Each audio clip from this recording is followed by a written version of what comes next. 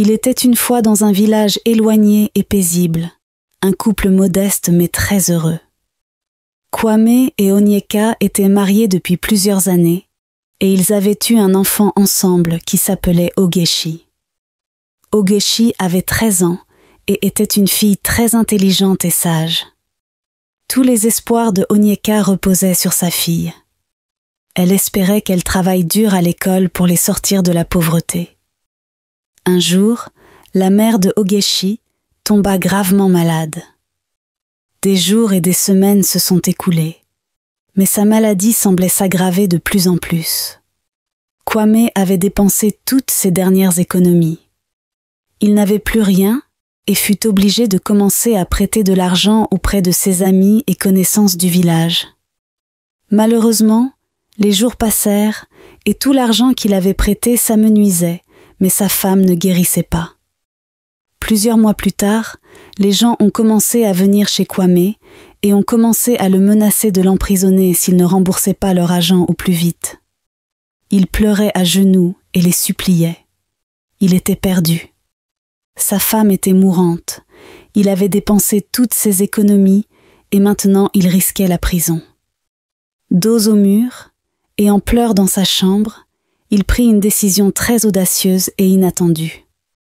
Le lendemain, il appela sa fille Ogechi pour lui demander son aide.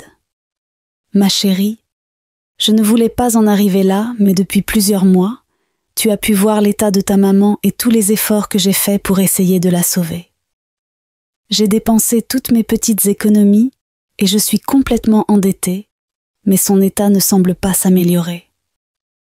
Les gens chez qui j'ai prêté de l'argent sont en train de me menacer de m'emprisonner. C'est la raison pour laquelle je me tourne vers toi aujourd'hui. J'ai une demande à te faire, mais tu dois d'abord me promettre que tu n'en parleras à personne, même pas à ta mère. » Ogechi ne comprenait pas où son père allait en arriver, mais elle lui promit de ne rien dire à personne.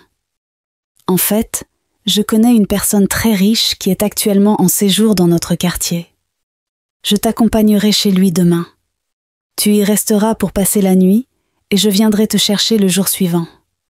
Si tu restes sage et respectueuse, il nous donnera beaucoup d'argent pour soigner ta mère. »« Papa, c'est tout ? J'ai juste à rester avec lui une seule nuit et il nous donnera beaucoup d'argent ?» demanda Ogechi. « Oui, ma chérie, tu auras seulement à dormir chez lui. Tu feras tout ce qu'il va te demander et il nous donnera beaucoup d'argent. » Tout cela semblait étrange pour la petite fille. Ogechi avait 13 ans, elle avait des idées sur ce que cela pourrait être, mais elle n'osait pas penser à quelque chose de mauvais.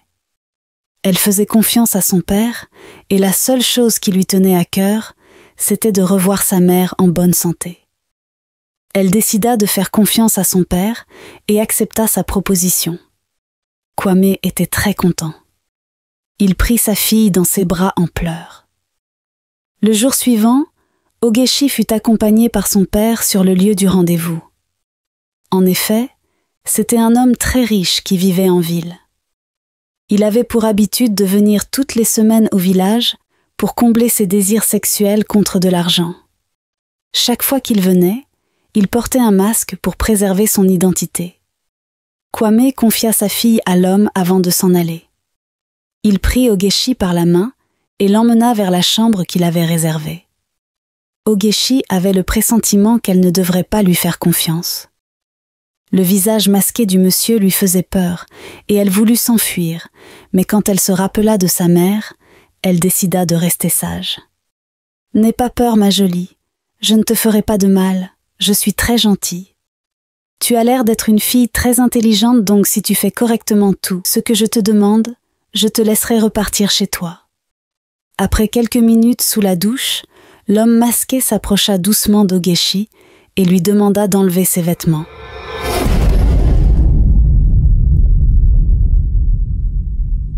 Ogechi avait le cœur tout battant. Elle commença à prendre conscience de ce qui se passait. Elle retira tristement ses vêtements en pleurant. Sans se protéger, le monsieur lui prit ce qu'elle avait de plus cher, sa virginité. Le lendemain, Ogechi se réveilla l'air triste et perdu. Elle se sentait très sale.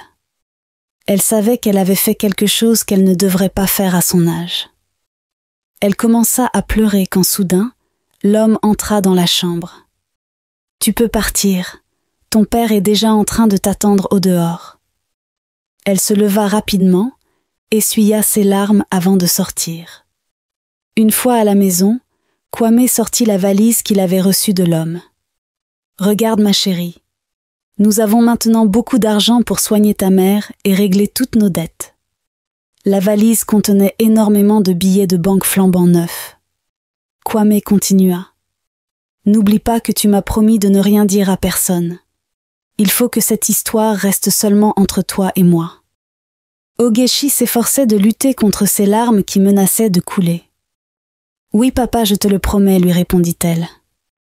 Quelques mois après, Onyeka avait retrouvé complètement sa santé et Kwame était très heureux de retrouver à nouveau sa femme. Il avait payé toutes ses dettes et était à nouveau redevenu l'homme gai et heureux qu'il a toujours été en compagnie de sa femme. Un jour, Onyeka, la mère de Ogechi, était allée au marché pour faire des emplettes. Alors que Ogechi s'apprêtait pour se rendre à l'école, elle commença à ressentir des vertiges. Elle avait terriblement mal au ventre et à la tête. Paniquée, son père, qui était dans les parages, l'emmena très vite au centre de santé le plus proche. Après quelques minutes d'analyse, le médecin annonça à Kwame que Ogechi était enceinte. Quoi? Kwame était perdu. Plusieurs questions commencèrent à lui traverser l'esprit. L'air inquiet, il raccompagna Ogechi à la maison. « Ma chérie, le médecin vient de m'annoncer que tu portes un bébé. Je sais que tout ceci est ma faute et je suis vraiment désolée. J'aurais voulu que les choses se passent autrement, mais maintenant je ne peux plus faire marche arrière. Tu n'as que 13 ans et je ne peux pas te laisser garder cette grossesse et si jamais ta mère l'apprend, elle ne me pardonnera jamais. Dans la semaine, je t'emmènerai à nouveau au centre de santé et tu vas te débarrasser de cet enfant. » Soudain, Kwame entendit des bruits de pas. « Cours vite te cacher dans ta chambre, c'est sûrement ta mère, » ajouta-t-il l'air stressé et terrifié. Ogechi courut rapidement dans sa chambre. « Bonsoir chérie, commença Onyeka. Tu es vite rentrée aujourd'hui apparemment. J'espère que tout va bien. »« Oui, j'ai juste décidé de prendre une pause avant de repartir, » répondit Kwame. Après les salutations, Onyeka se dirigea dans la chambre de sa fille. « Ogechi, j'ai trouvé une très belle robe aujourd'hui au marché et je l'ai achetée pour toi. Je suis sûre que tu vas l'adorer et j'ai décidé de te l'offrir. » Onyeka savait que sa fille adorait les robes et elle avait décidé de lui en prendre pour la motiver et l'encourager à travailler plus dur à l'école. « Ogechi, tu es ma seule et unique fille et tu sais combien tu comptes pour moi. Je suis très fière de tes progrès à l'école, mais je veux quand même te donner quelques conseils. Tu deviens déjà une grande fille et je voudrais que tu consacres tout ton temps à tes études. Tu es notre seul espoir, moi et ton père. Nous espérons tous les deux que tu travailles dur à l'école et que tu obtiennes un bon boulot pour nous sortir de la pauvreté. Tu dois faire très attention et oublier les garçons pour l'instant parce que tu risques de tomber enceinte et cela pourrait ruiner à jamais ta vie. J'espère que je peux te faire confiance et que tu ne feras pas de bêtises, ma fille. » Ogechi avait le cœur qui battait très fort. « Oui, maman, » répondit-elle fébrilement avant que celle-ci ne la serrât très fort dans ses bras. Cette nuit-là, Ogechi ne réussit pas à s'endormir. Elle était perdue dans ses pensées. D'un côté, il y avait sa mère qui mettait tous ses espoirs sur elle, et d'un autre, il y avait son père qui comptait sur elle pour garder leur secret. Ogechi ne voulait pas faire un avortement car elle considérait cela comme un crime. Elle ne voulait pas non plus que son père soit jeté en prison par sa faute. Elle passa toute la nuit à pleurer, seule face à son sort. 3 jours plus tard, c'était le jour où Kwame devrait accompagner Ogechi pour faire son avortement. Pendant que son père et sa mère dormaient encore, Ogechi rassembla quelques effets dans son sac. Elle avait économisé un peu d'argent qu'elle garda sur elle. Pendant que ses parents dormaient encore, elle sortit discrètement de sa chambre sur la pointe des pieds. Avant de s'en aller, elle regarda les photos accrochées au mur. Elle savait qu'elle s'embarquait dans quelque chose de très dur, mais c'était la seule solution qu'elle avait trouvée. Elle ne se sentait pas capable d'endosser le crime d'un avortement. Alors qu'elle marchait dans la rue, des larmes coulaient sur son visage. Elle se dirigea vers la gare pour prendre le bus. « Bonjour monsieur », dit-elle d'une voix tremblante. « Je voudrais prendre un billet pour le prochain voyage. » Le monsieur la regarda l'air hésitant. « Le prochain voyage démarre dans 10 minutes. » Elle n'a même pas cherché à connaître la destination. Son seul but était de s'enfuir. Avec ses petites économies, elle paya le billet et fut embarquée.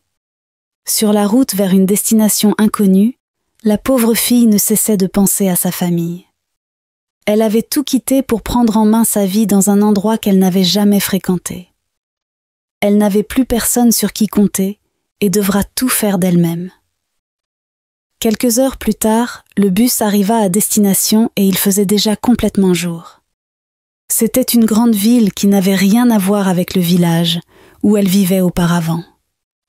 Elle descendit nonchalante, puis marcha dans la foule en essayant de prendre connaissance des lieux. Elle redoutait la déception de son père et surtout la tristesse de sa mère, mais elle n'était pas prête à faire marche arrière. Elle était maintenant dans une grande ville au milieu de personnes totalement inconnues. Elle n'avait plus rien sur elle à part son vieux sac et quelques vêtements. Elle avait déjà dépensé toutes ses économies pour prendre le bus et n'avait plus aucun sou. Après quelques minutes à marcher dans une ruelle, elle commença à ressentir son estomac grouiller. Elle n'avait rien mangé de toute la journée. Elle voyait passer devant elle des vendeuses, mais elle n'avait plus de sous pour s'offrir un repas. Après des heures à errer dans la ville comme si elle cherchait quelque chose, la nuit tomba. Elle ne savait toujours pas où elle allait dormir. La ville devenait moins en moins bruyante et tout le monde rentrait chez lui. Elle commençait à prendre peur et se sentait seule. Elle marcha encore un peu et au loin, elle vit une femme qui rangeait ses effets et fermait sa boutique. Elle courut rapidement vers la dame comme pour saisir sa dernière chance. « Bonsoir, madame. Excusez-moi de vous déranger. Pourriez-vous me permettre de passer la nuit ici devant votre boutique ? Je n'ai nulle part où aller. » Surprise, la dame lui demanda. « Mais que fais-tu toute seule à cette heure de la nuit ? Et tes parents ? » « Je suis enceinte, madame. Je n'ai pas pu l'annoncer à ma mère car j'ai peur de la décevoir. C'est la raison pour laquelle je me suis enfuie, » répondit-elle les larmes aux yeux. Le visage de la dame changea rapidement. Elle lui jeta un regard de haine avant d'enchaîner avec un sourire moqueur. « Ah oui, je vois maintenant. Tu n'es pas grande, mais les choses des grands t'intéressent déjà ? S'il te plaît, quitte devant ma boutique. Tu n'es pas la bienvenue ici. » Ogechi commença à pleurer. Elle était désespérée et les mots de la dame l'avaient complètement assommée. Elle espérait trouver de l'aide auprès de cette femme. Elle était dégoûtée de voir que la dame ne manifestait aucune compassion pour elle. Elle continua de marcher tristement en pleurant. Au bout d'un moment, elle eut mal aux jambes et finit par se poser par terre dans un coin pour dormir. Tout à coup, elle se leva brusquement. Elle aperçut derrière elle une troupe de jeunes hommes qui s'avançaient vers elle. Le cœur battant, Ogechi prit peur et se mit à courir de toutes ses forces. Lorsqu'elle regarda derrière elle, elle constata que les jeunes hommes la poursuivaient.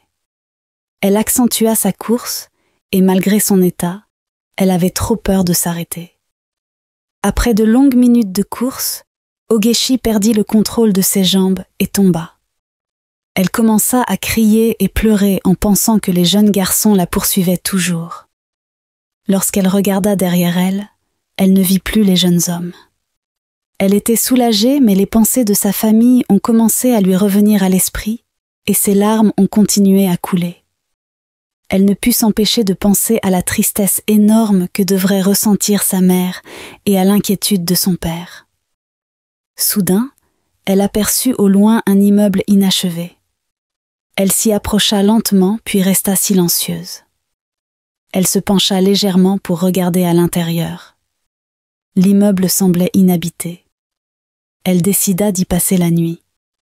Elle regarda son ventre, commença à parler comme si elle s'adressait au bébé dans son ventre. « Je sais que je ne suis pas une mère parfaite pour toi. Même si je n'ai que 13 ans, je ferai de mon mieux pour te garder dans les meilleures conditions.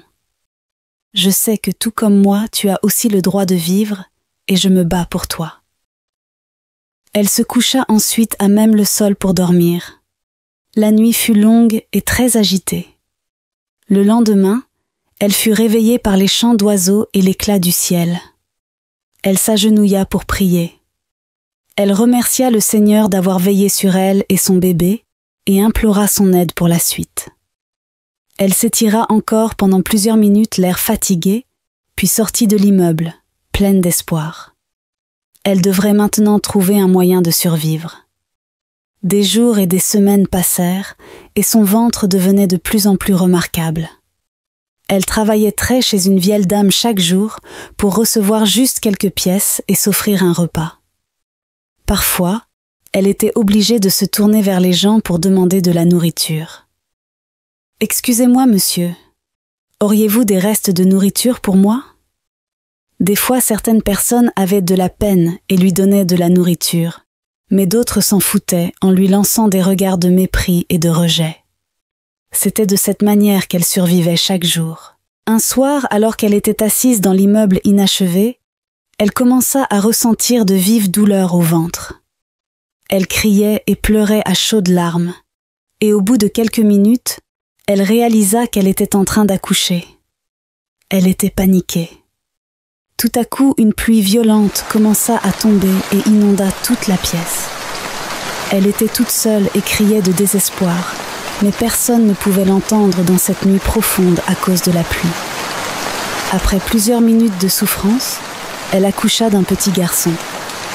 Elle était assise dans l'eau avec son bébé dans les bras. Elle pleurait car elle ne savait pas quoi faire. Elle couvrit son enfant de ses vêtements les plus propres. Elle ne savait pas comment elle allait s'en sortir avec un nouveau-né, alors qu'elle ne possédait ni argent ni nourriture. Comment puis-je garder un bébé dans une telle misère? Je ne suis même pas capable de manger une fois par jour, alors qu'en sera-t-il maintenant avec un enfant? Le lendemain matin, elle a eu une idée. Elle avait longtemps réfléchi toute la nuit, et c'était la seule solution qui lui venait en tête. Elle savait qu'elle ne pouvait pas rester les bras croisés. Elle se devait de vite agir, sinon l'enfant allait mourir de faim. « Je suis vraiment désolée de te faire subir une telle chose. Mon bébé commença-t-elle d'une voix triste. J'aurais voulu que les choses se passent autrement, mais maintenant je ne peux plus faire marche arrière. Tu es déjà là. Je n'ai pas la capacité de t'offrir une vie tranquille. Je te prie de me comprendre et de me pardonner pour ce que je m'apprête à faire. Quoi qu'il arrive, tu dois savoir que je t'aime plus que tout, que je donnerai ma vie pour toi. » Elle l'enveloppa dans une couverture propre. Elle inspira fortement puis sortit hésitante de l'immeuble.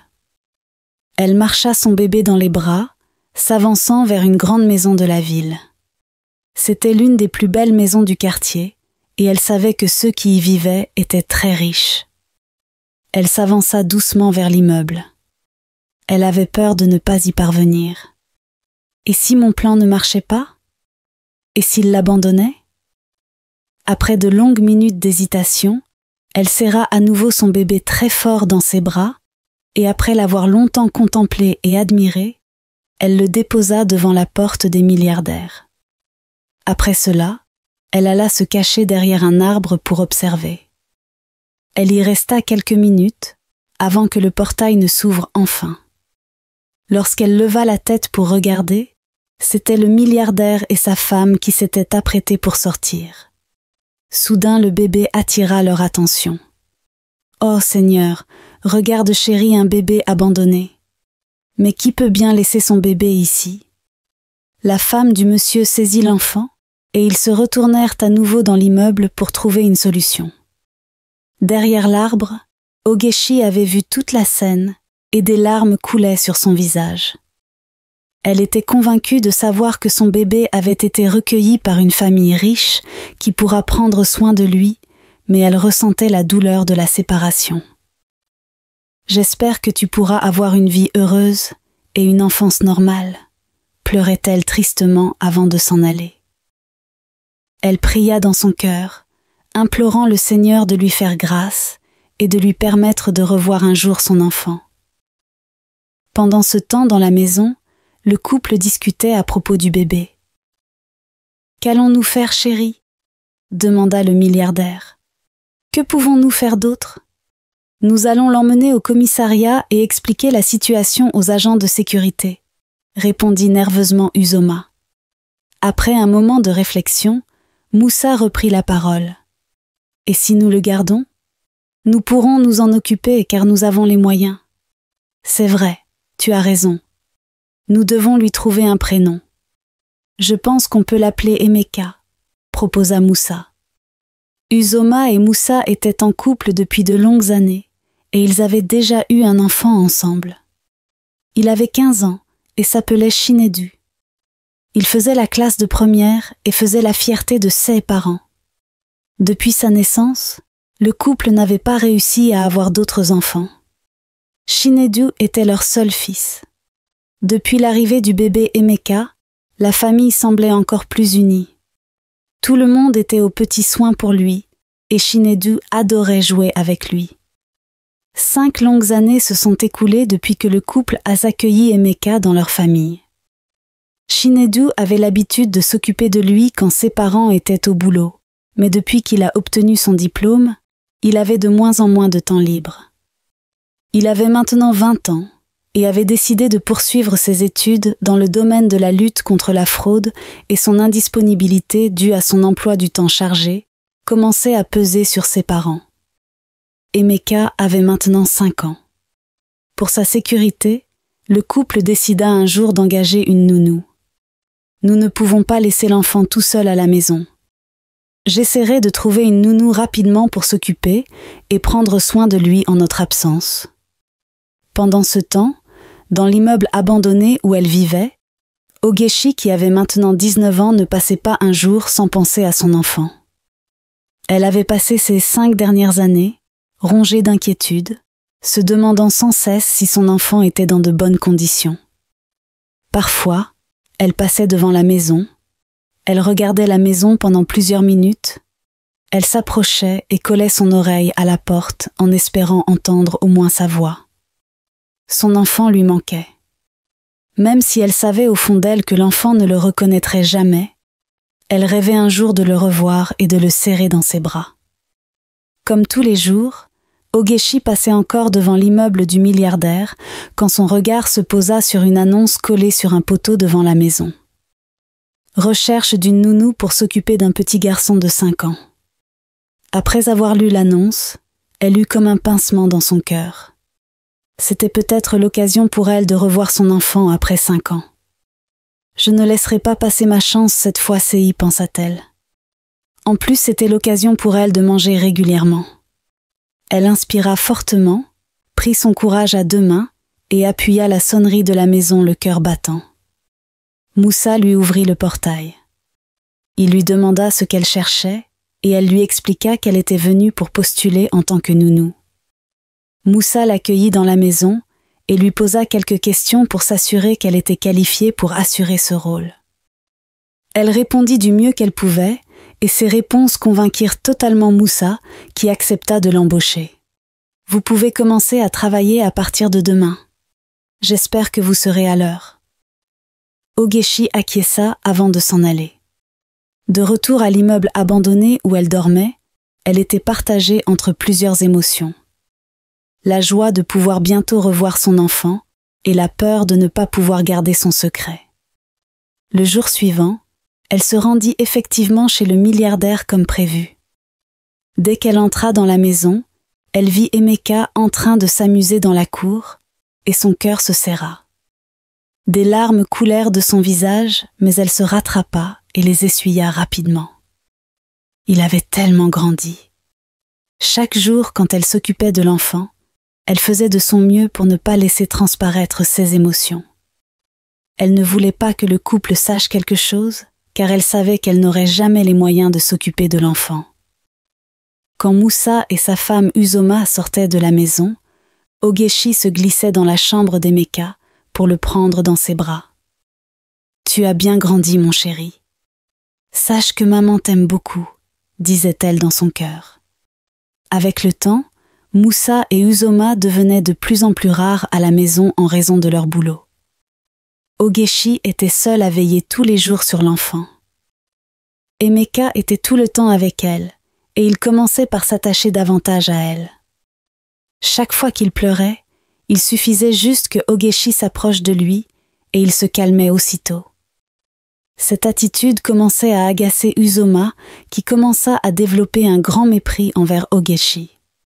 Chaque fois qu'elle voyait l'enfant jouer avec Ogechi, elle ressentait de la haine. Elle ne supportait pas de voir à quel point ils étaient complices.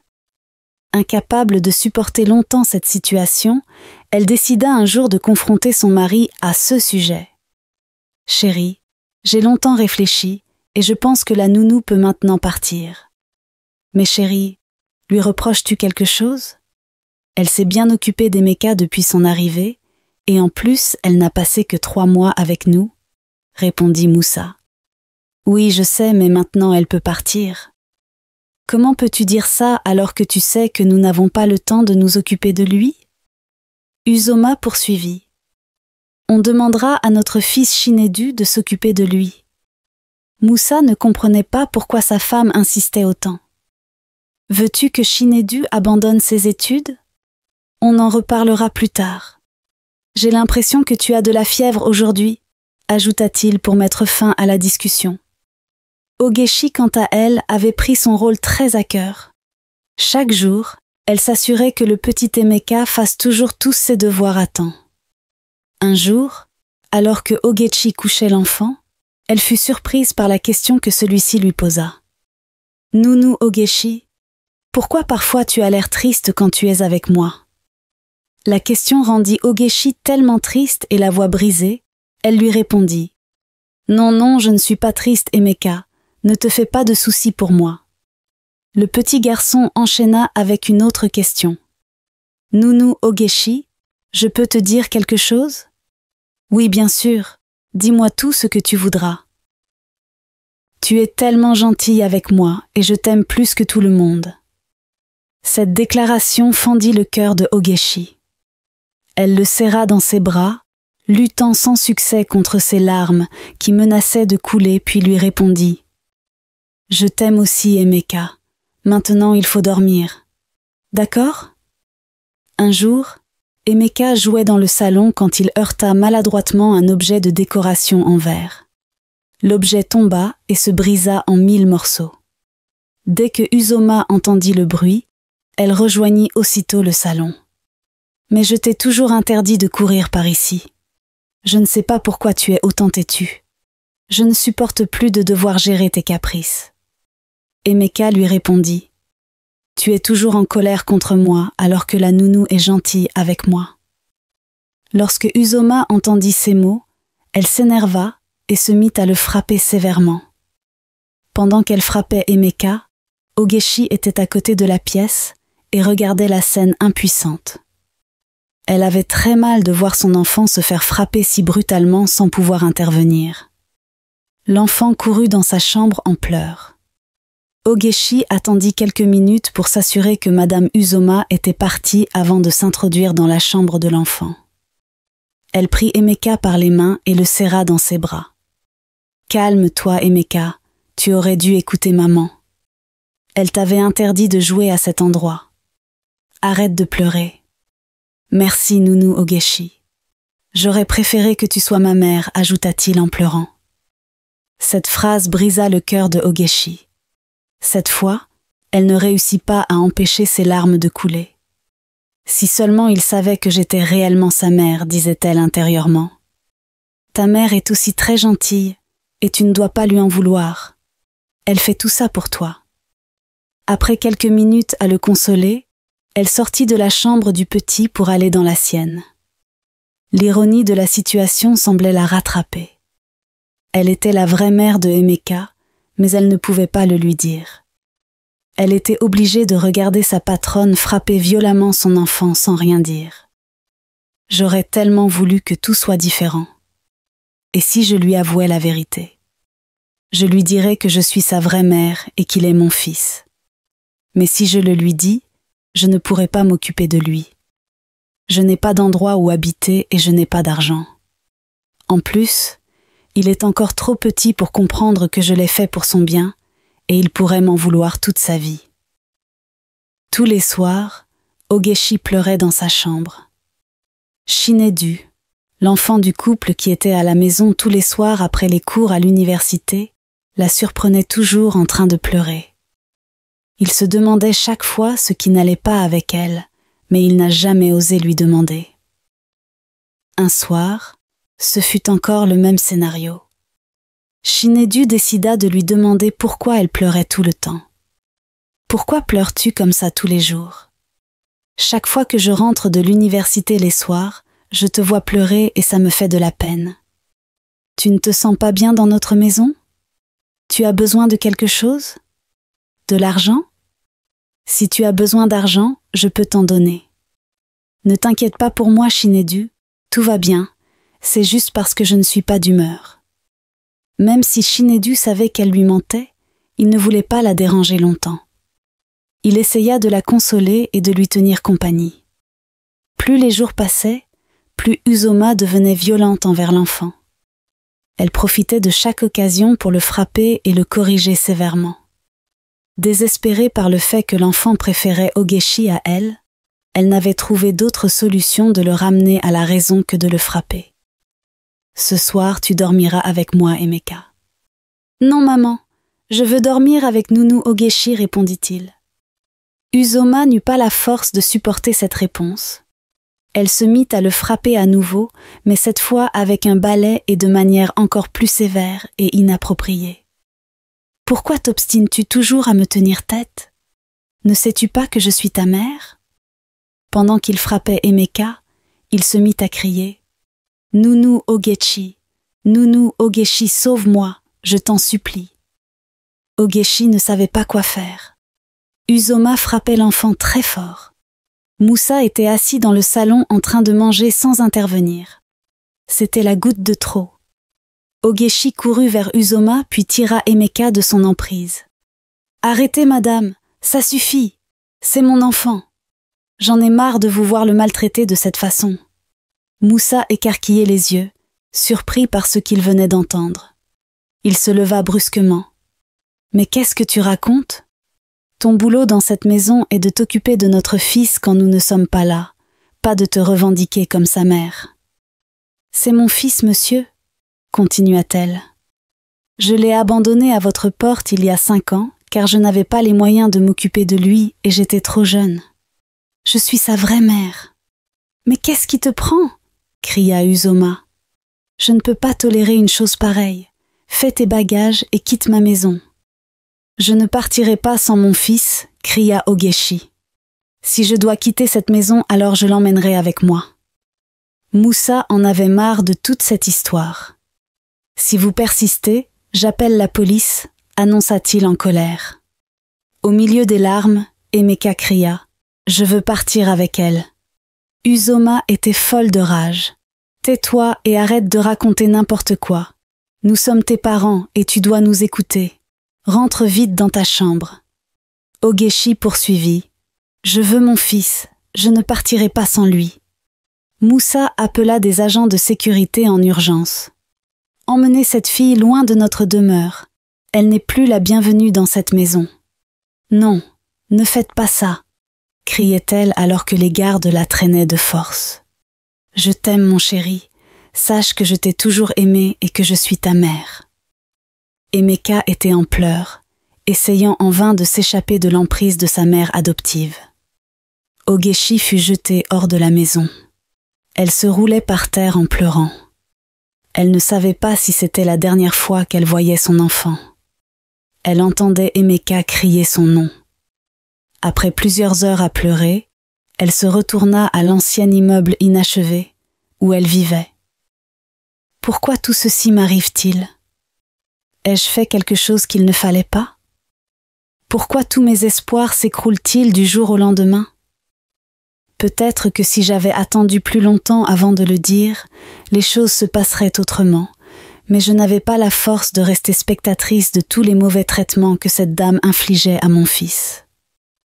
Pendant ce temps, Emeka pleurait dans sa chambre. Pourquoi refuse-t-il de me laisser partir avec elle? Je préfère rester avec elle. Le jour suivant, Moussa et Uzoma étaient assis au salon, l'air inquiets. Tout à coup, leur fils Chinedu apparut au salon. « Papa, maman, pourquoi avoir renvoyé la nounou de cette manière? Et si elle avait réellement raison? Vous avez ramassé cet enfant à notre porte? Pourquoi revendiquez-vous d'être ses parents? Tais-toi, Chinedu, cria Uzoma. Tout ceci n'est pas important. Qu'elle soit sa mère ou pas, on n'en a rien à foutre. Avec ton père, nous avons offert un toit à Emeka. Nous l'avons instruit, nourri et protégé pendant 5 ans. Il est notre fils maintenant, et je ne veux plus rien entendre. Chinedu écoutait sa mère, l'air impuissant.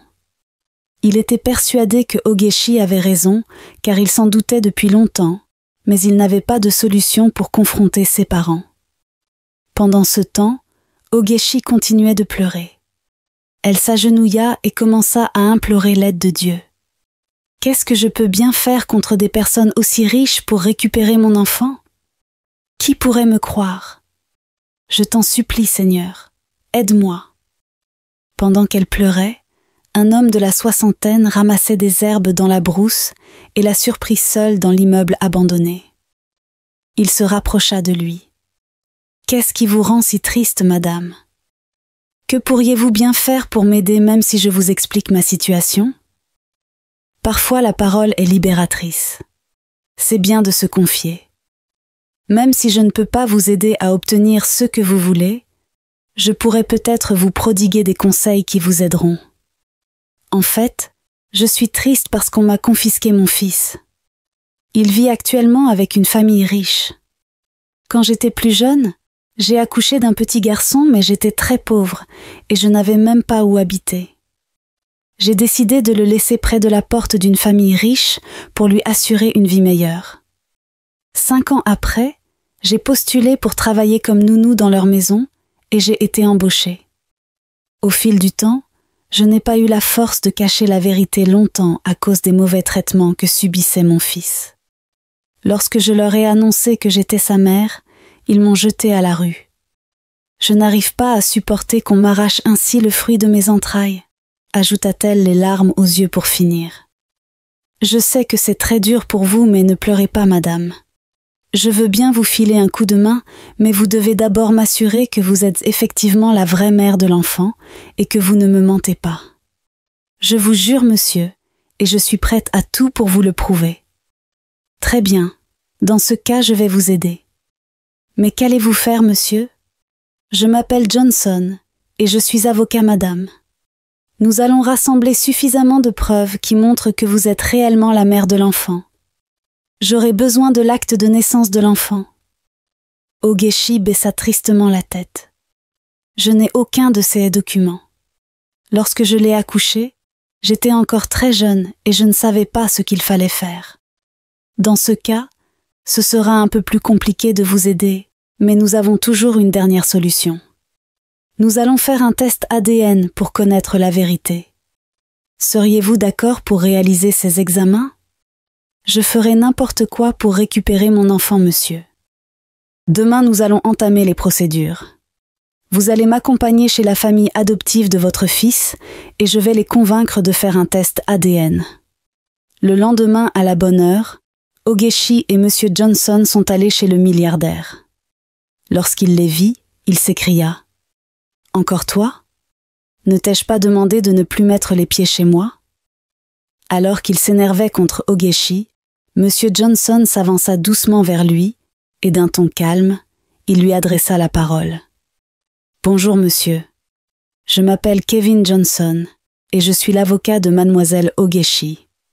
Elle m'a parlé de la situation, alors je suis là pour essayer de mettre les choses au clair. » Uzoma sortit de la chambre alertée par la discussion et répondit « Nous n'avons rien à faire avec vous et nous n'avons aucune preuve à vous fournir.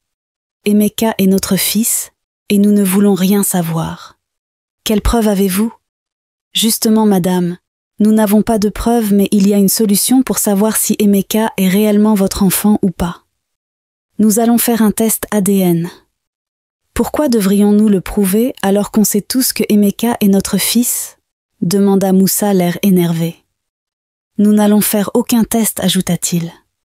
Tout à coup, Shinedu, qui était aussi alerté par la discussion, sortit de la chambre et prit la défense de Ogechi.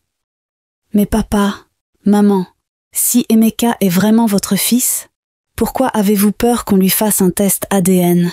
Demanda-t-il à ses parents. Si vous êtes sûr que vous n'avez rien à vous reprocher, alors pourquoi refusez-vous de faire le test ? Si vous êtes convaincu que le garçon est vraiment le vôtre, alors il n'y a pas de quoi avoir peur.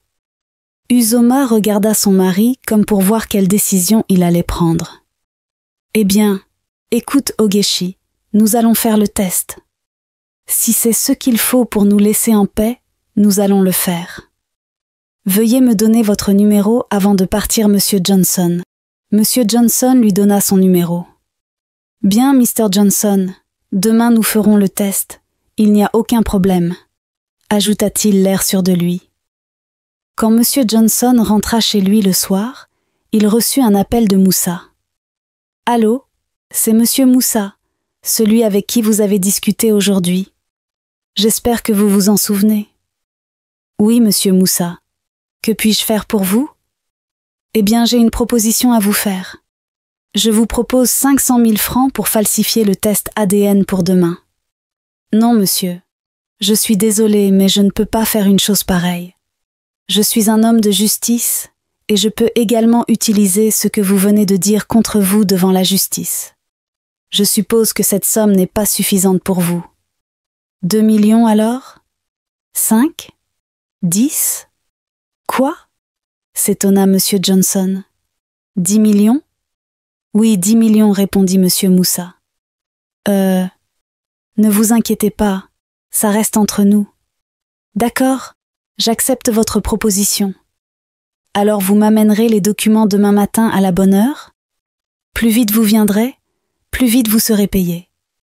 Je serai chez vous demain matin, confirma Monsieur Johnson avant de raccrocher.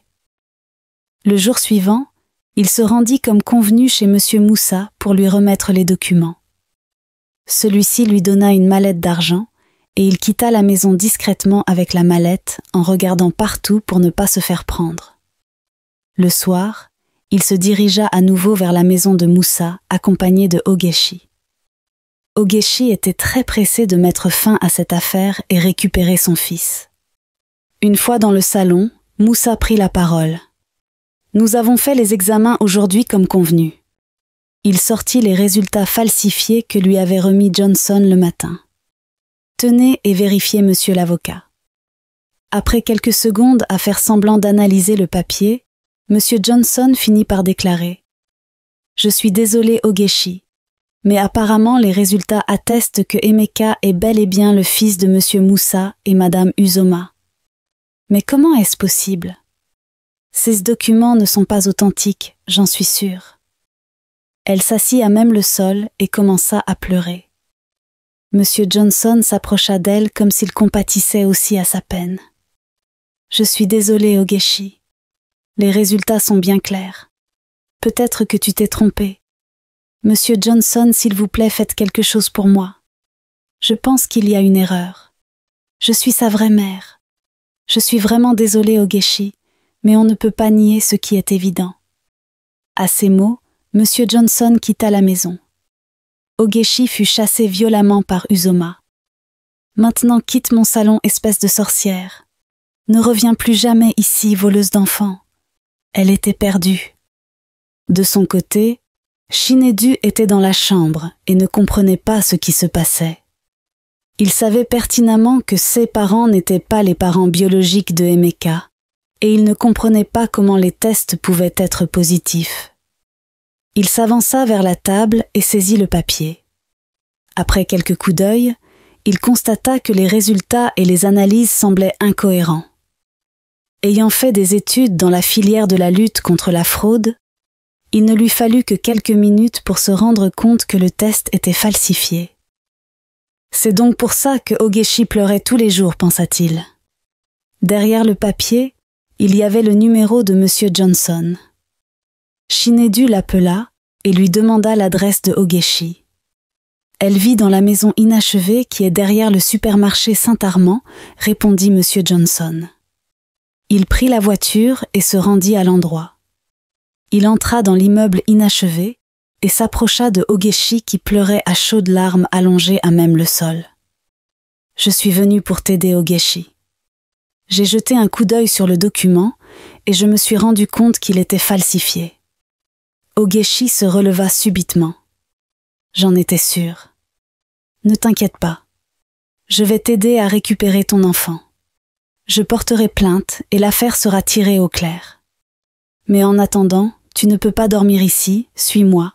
Je vais te trouver un hôtel pour la nuit. Il l'emmena dans sa voiture et le conduisit à un hôtel. Le jour suivant, Shinedu se rendit comme prévu au commissariat pour porter plainte contre ses parents. Le jour suivant, ils furent tous convoqués au tribunal. Pour connaître la vérité, le juge décida d'effectuer à nouveau un test. Il les confia au docteur du tribunal, qui s'occupa de prélever des échantillons de sang de l'enfant, du couple et de Ogechi.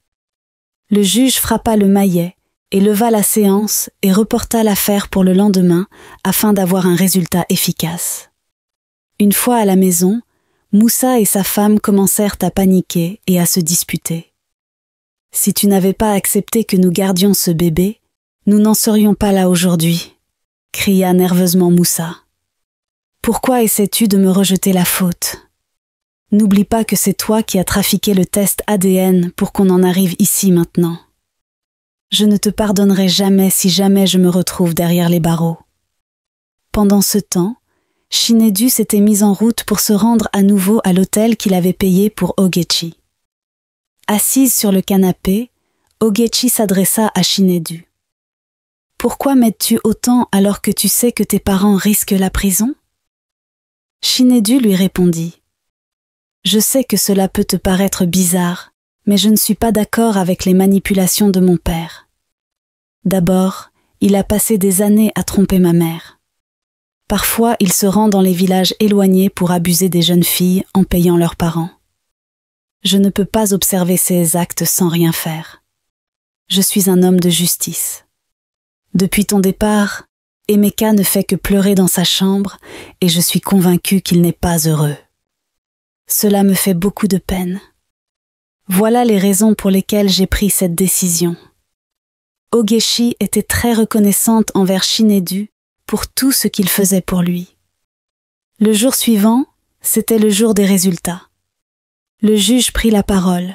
« Nous avons à présent les résultats des tests effectués hier. » Toute la salle d'audience retint son souffle. Tout le monde était impatient de connaître le résultat des tests. Les tests que j'ai en possession révèlent que Ogechi est la mère de Emeka et Moussa est son père.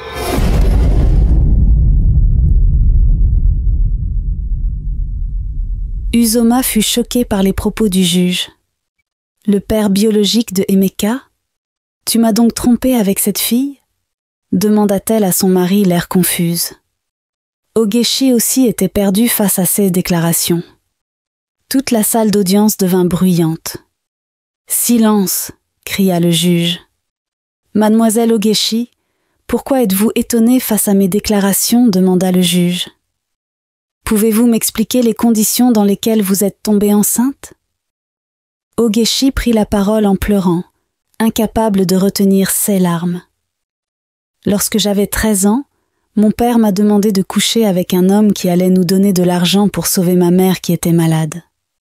J'ai dû lui obéir pour sauver ma mère car nous n'avions plus d'argent et mon père s'était endetté dans tout le village. Mais quelques mois après, je suis tombée enceinte. Je me suis enfuie de la maison parce que je craignais la réaction de ma mère. C'est ainsi que je me suis retrouvée dans cette ville. J'ai donné naissance à Emeka et comme je n'avais pas d'argent pour m'occuper de lui, je l'ai déposé près de la porte de ce monsieur parce que je savais qu'il était très riche. Voilà comment les choses se sont déroulées, monsieur le juge. Monsieur Moussa, reconnaissez-vous avoir couché avec une mineure de 13 ans? Moussa reconnut les faits en pleurs. Il se rappelait bien de ce jour. Il fut condamné à la prison pour abus sur mineurs et falsification de documents, et sa femme fut également condamnée pour maltraitance sur mineurs et complicité de falsification de documents. Monsieur Johnson, l'avocat qui a trompé Ogechi pour de l'argent, fut également condamné à la prison pour corruption et falsification de documents. Le juge confia la garde de Emeka à Ogechi. Emeka courut dans les bras de sa mère en pleurs, sous les applaudissements de tout le monde.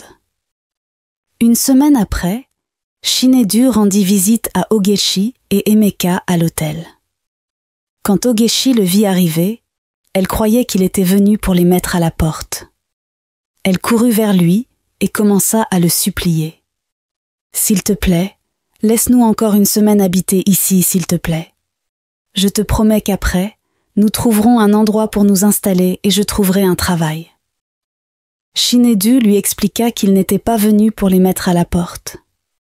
Il releva Ogechi et se mit debout en face d'elle.